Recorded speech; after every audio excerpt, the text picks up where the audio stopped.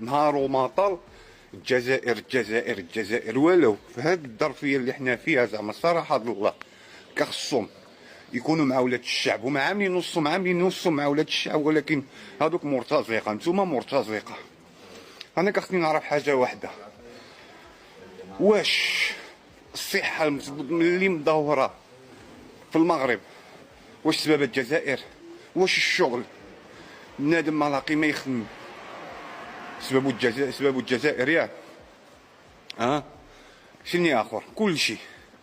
هنا اي حاجه الجزائر الجزائر الجزائر القوى الخارجيه، الجزائر الجزائر القوى الخارجيه. السي محمد العربي